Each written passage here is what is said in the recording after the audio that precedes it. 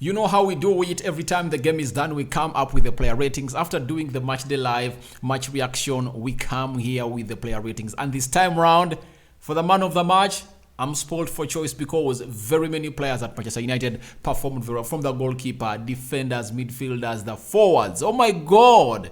Close to 5 players up for the man of the match. And I don't know how I'm going to go on and really split this through, but I'm going to try my level best and really try to give you my honest view about these players and how they really portrayed their skill sets on the game of Leicester City at Old Trafford. Welcome to United Matters channel. United 3, Leicester 0, and obviously Rashford scoring a brace, his 24th goal of the season. Then Sancho came in through and really scored his 50th of the season. Remember, before he left, he had scored 3 goals. Now he went ahead to score against Nottingham, and he's going ahead to score against a team called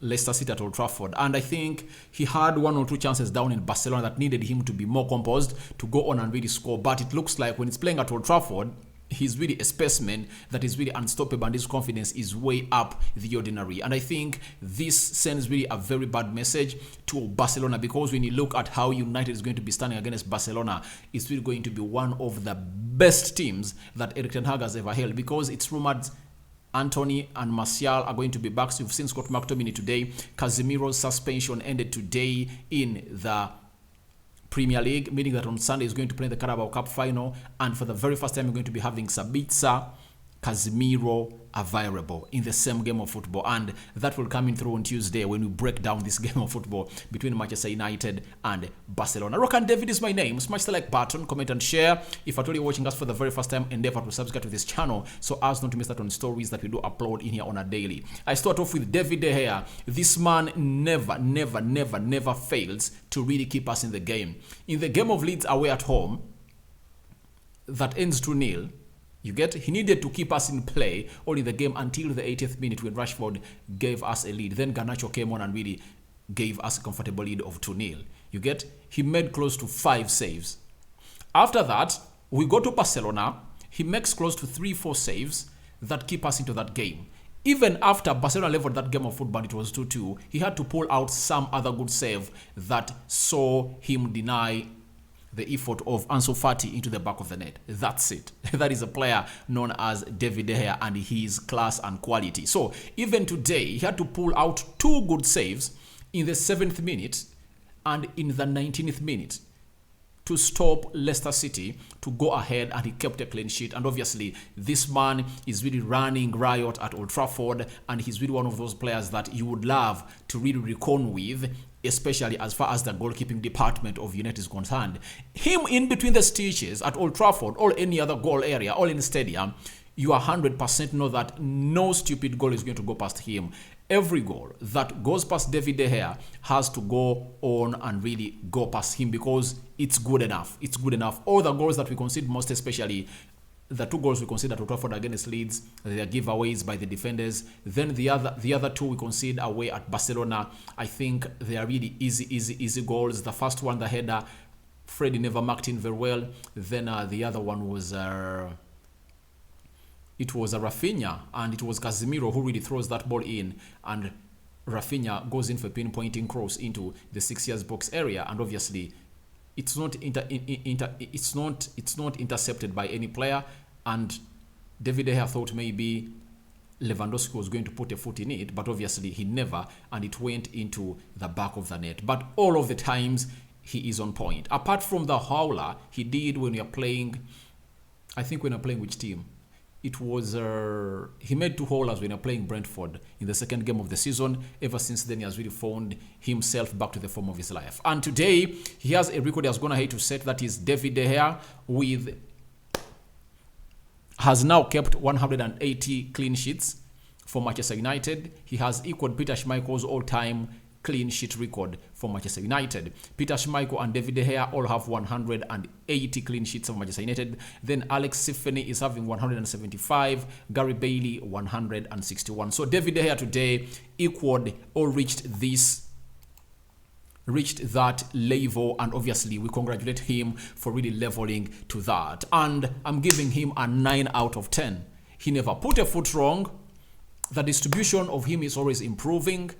You see the confidence he always holds in himself when he's redistributing this ball. He's really out of this world and making good runs at the ball every time he really gets that ball. And I've given him a 9 out of 10. I'm getting to the right back, Diego Delo, missing one of the best chances of the game. He's the one who missed it. But it was a very good drive from the midfield. Freddy winning that ball, first releasing Weghorst giving it to Dalot spreading it wide to Bruno Fernandes going in a curling effort to the far post, and Dalot made a very good run. That was really inviting for that curling ball from his countryman known as Bruno Fernandes, and he fed him. He gave him that ball on his plate, but obviously he failed to convert into the back one. That is Diego Delo, and obviously we just found ourselves not scoring and ending the first half by 1-0. So I'm giving Dalo a 7 out of 10 for me. He had a 7 out of 10 because most players today performed very, very well. Very, very well. So Dalo was then taken off, and he was not taken off. It was Luke Shaw that was taken off in preparation for the game of Barcelona. Then they brought on Aaron Wan-Bissaka and played at the right back. Let's go to Luke Shaw.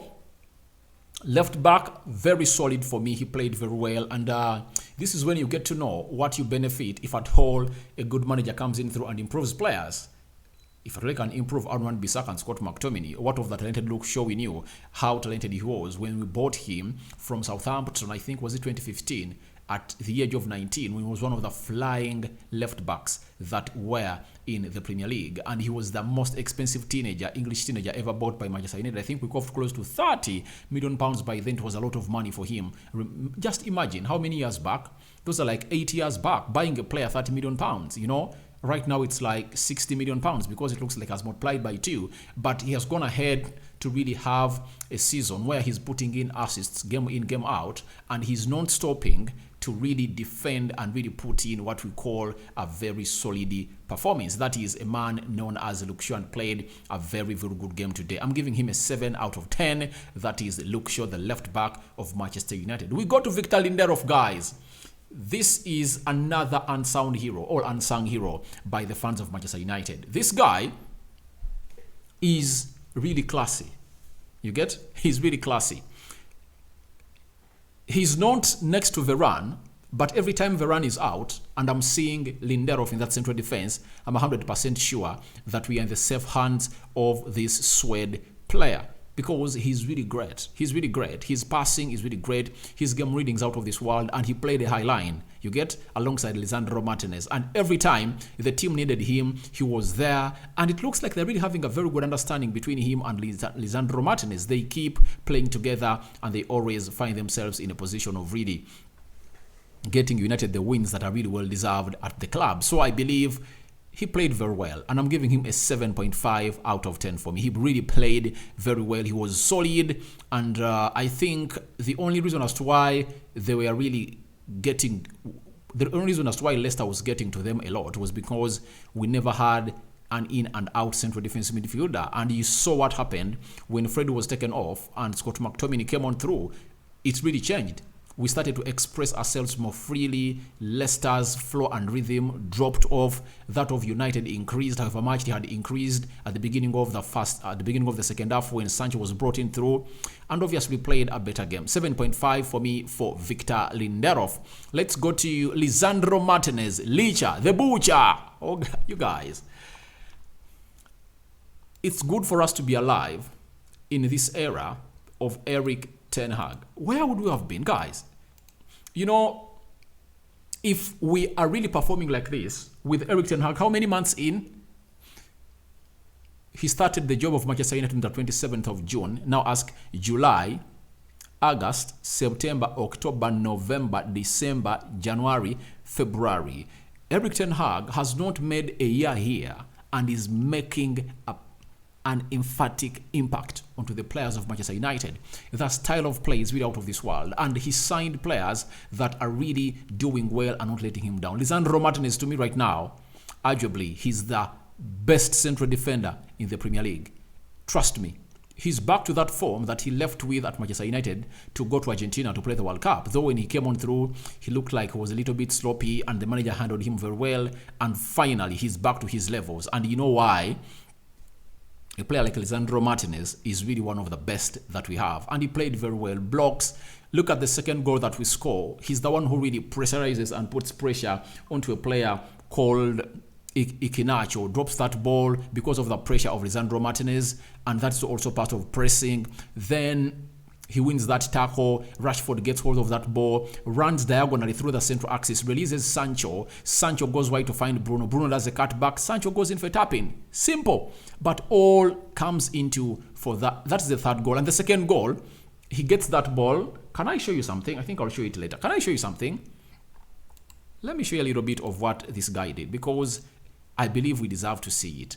This guy just switches play, and obviously he feeds into Freddy, and a very good pass that none of the opponents of Leicester City was expecting from this guy. He went for it, and obviously he really found a line-breaking pass that really created lots of trouble for them. Look at him here.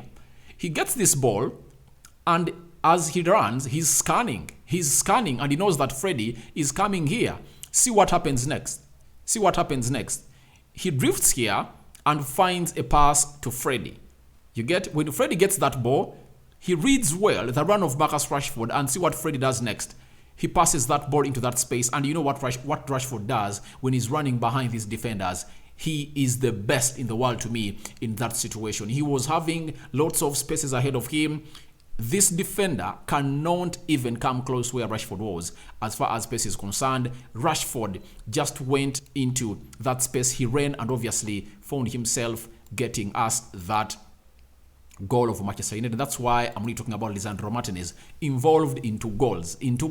He is the master planner of everything. Those line-breaking passes from the deep of the defense are the ones that I'm really talking about. That's why in the game of Barcelona, I told you that we missed a lot this guy, because Barcelona had a lot of spaces. If I told you had Lisandro Martinez in, he would have gone ahead to give line-splitting passes like those, close to 3 or 4 times, that would have caused havoc to the team of Barcelona. That's why Xavi must be worried, if at all he's really watching in here, because this is going to be something bad for them to come in at Old Trafford when they're really having a team called Manchester United with Lisandro Martinez, Sabitzer, and very many others. So Barcelona is playing right now, is playing Cadiz, and they've not yet scored a goal, but they are really looking struggling, but they are playing at Camp Nou in there for you. Lisandro Martinez game by numbers, they were as follows: 100% L duels won. Imagine a short guy, is he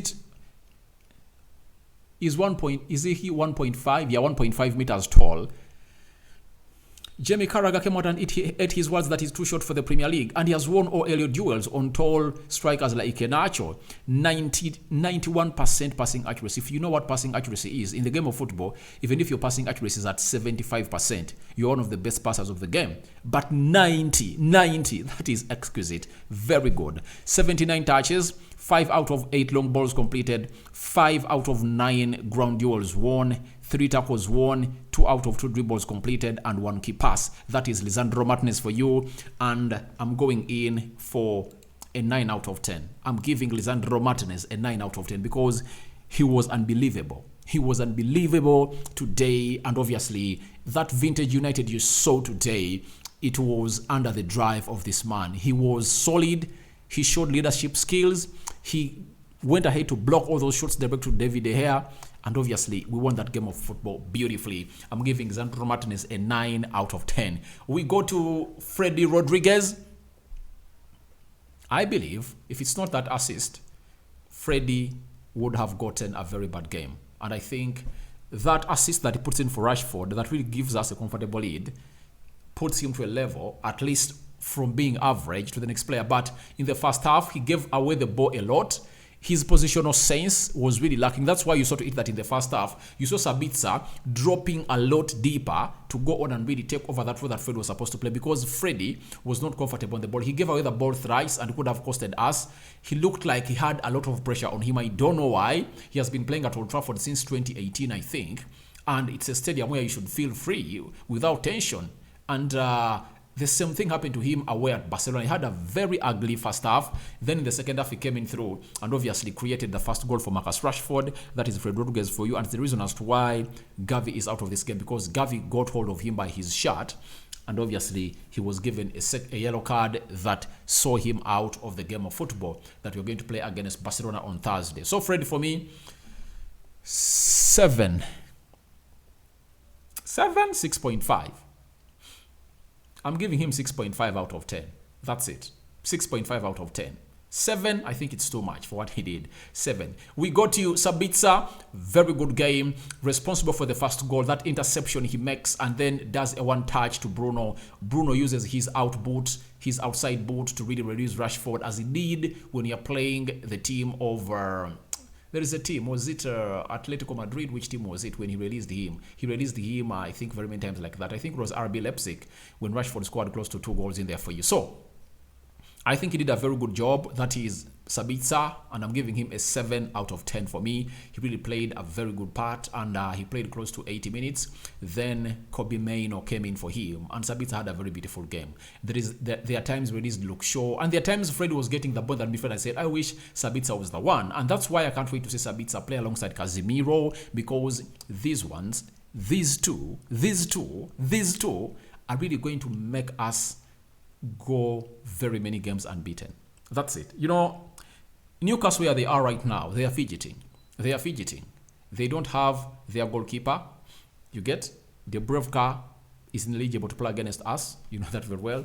Then I think Karius, the goalkeeper of Liverpool, the former goalkeeper of Liverpool, is the one who's going to come in to play in between the stitches of Newcastle. But he comes back. You know him very well, Bruno Guimaraes. But as Bruno Guimaraes returns, we are having a gun that is the best CDM in the world, Casemiro, alongside Sabitzer. Scott McTominay is back, Fred is back. At least now you know that we are having a variety for Erik ten Hag to choose on. The midfield cast is really huge for him to choose on who he should feed, who he should field into that beautiful game of football as we take on a side called Newcastle. But I'm giving Sabitzer a 7 out of 10.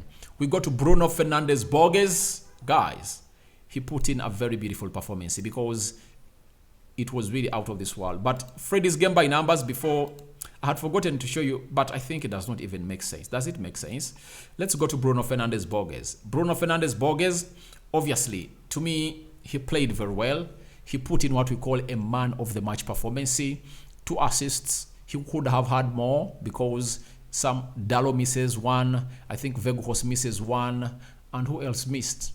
I think he could have had like 4 or 5 assists in one game like Paul Pogba did when you're opening the season of 2021-2022 at Old Trafford in the game of Leeds, where he created 4 assists in one game. That is Paul Lebile Pogba. Now, Bruno Fernandes had a very beautiful game, and this was his game by numbers.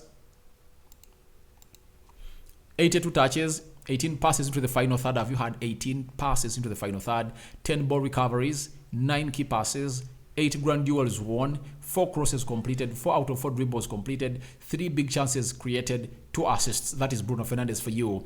And he was playing as a right winger. You get? Or a right attacking midfielder, not in his position, and put up those stats. I'm giving Bruno a 9 out of 10 for me. He's a 9 out of 10, and that's the level of performance he put up today. And it shows you his levels when it comes to United, as he's mastering to play into that side. I think after the game of Barca, the manager had to really tell him, if at all you're playing as a right winger, you're supposed to behave like this and this and this and this, because in the game of Barca, he never looked good. But here, he looked really great into that position, and his decision making was really wide. And I think him being one of those sloppy players with the ball, playing as a wide player, gives him lots of spaces to think.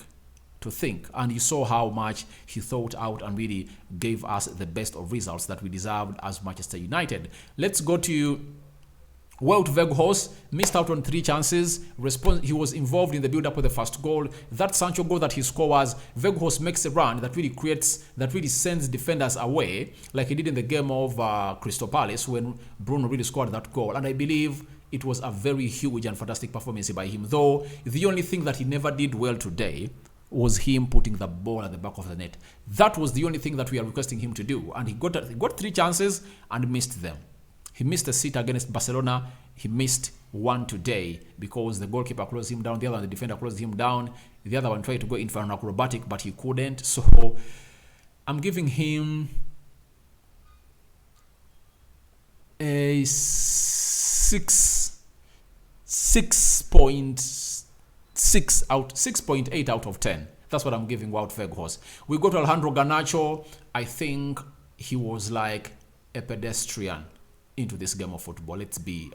Garnacho had no spark. That's why the manager took him off at the beginning of the second half, and they brought in Sancho, and Sancho changed everything up. And it shows you that sometimes young players need to be really handled well. And having not played out Barcelona, the manager brought him to start, and obviously really had a very poor game. And I believe, if at all I'm Erik ten Hag, with the return of Sancho and very many other players, I think it's better Garnacho doesn't start games. It's better he played off the bench in most times, because he is an impact player. His impact off the bench is out of this world and will always be for this player known as Alejandro Garnacho. And I'm giving Garnacho a 6.5 out of 10. Let's go to Marcus Rashford, coming in through and breaking his record goal scoring tally for the season from 22. Now he has 24 goals. Today he scored a brace, and I think he's just 2-3 matches away from scoring a hat-trick. That's it.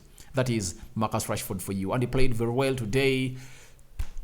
I believe he did what he had to do, and he did it simply. He never needed a lot of work to do for him to score those goals. He found it easy, and he really went ahead to score against Leicester City twice. It's a team that has gone ahead to score against a lot, according to me, if at all I'm ready to remember.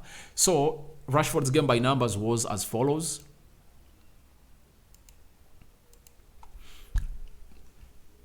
100% passes completed, 28 touches, 5 dribbles, 4 ground duels won, 3 shots on target, 2 goals. Very much clinical. Rashford, 9 out of 10 for me. 9 out of 10 for me. That's the performance I'm giving Marcus Rashford in here onto this channel, known as United Matters channel. We go to Jadon Sancho, came on through, he changed the level of the game. He took the game to the next level because he was playing as a central attacking midfielder. Weghorst was leading the line. Bruno went right, and Rashford switched from playing as a central striker to playing as a left attacking midfielder, as Weghorst really took over his position, and he really played very well. Sancho got himself a chance and scored a goal, and very many other times he got a chance and was selfish. He should have passed in the likes of Weghorst and Bruno, but obviously that is the power of Erik ten Hag from the bench, and Sancho really impacted the game way above the ordinary, and we are here to bring you his game by numbers, as brought to us by Stateman Dave. 93 passing accuracy, 43 touches, 16 out of 16 final third passes completed, 6 dribbles, 4 key passes, 1 big chance created, 1 goal. That is Jadon Sancho for you, and he's going in for an 8 out of 10 for me. The impact he brought from the bench was really out. We win that game because of his impact, and it was instant. At the beginning of the second half, it was instantly felt. Then let's go to Wan-Bissaka, 6.5 for me. He even had a chance to create for Weghorst. He would have bagged himself an assist at all. Weghorst put that well, all buried it at the back of the net. Would have really found himself really scoring it and really giving himself a very huge chance for Manchester United and an assist for him, but he didn't. But I'm giving him a 6.5 out of 10. Played very well. The other player that really came on through, Scott McTominay, controlled the midfield very well. I'm giving him a 7 out of 10 for me. He really had a very big impact. Anthony Elanga, 6.5 out of 10. Then Kobbie Mainoo, I'm giving him a 7 out of 10 for making his Premier League debut. And see his game by numbers. 88% passing accuracy, 11 touches, 7 passes completed, 3 out of 4 final third touches completed. That is Kobbie Mainoo making his Premier League debut for you. And I think those are the players that really came in. Which other player came on through? Bissaka, Scott McTominay, Kobbie Mainoo, Anthony Elanga, Sancho. I've said all of them. Not so. We go to the manager, Erik ten Hag. I'm giving him a 9 out of 10. So I'm having close to 4 people to pick on who my man of the match was. David De Gea, 9 out of 10. Bruno, 9 out of 10. Lisandro Martinez, 9 out of 10. Erik ten Hag, 9 out of 10 for me. So who is my man of the match? Guys, I think the milestone that David De Gea has gone ahead to really reach, and the way he kept us in the game for the first 23 minutes. Making 180 clean sheets for Manchester United is not easy, and equaling the all-time record clean sheet goalkeeper of Manchester United, Peter Schmeichel, is not an easy way. I'm giving it to him. I'm giving it to him because he keeps us into the game. David De Gea is my man of the match. So feel free to go in the comment section and tell me who your man of the match was as far as United versus Leicester City was concerned. 3-0. That is it for now. I sign out for now. See you later. May the Almighty Lord bless you abundantly. Good night. We might come into through another story in there for you with the manager's reaction of Erik ten Hag. Bye-bye.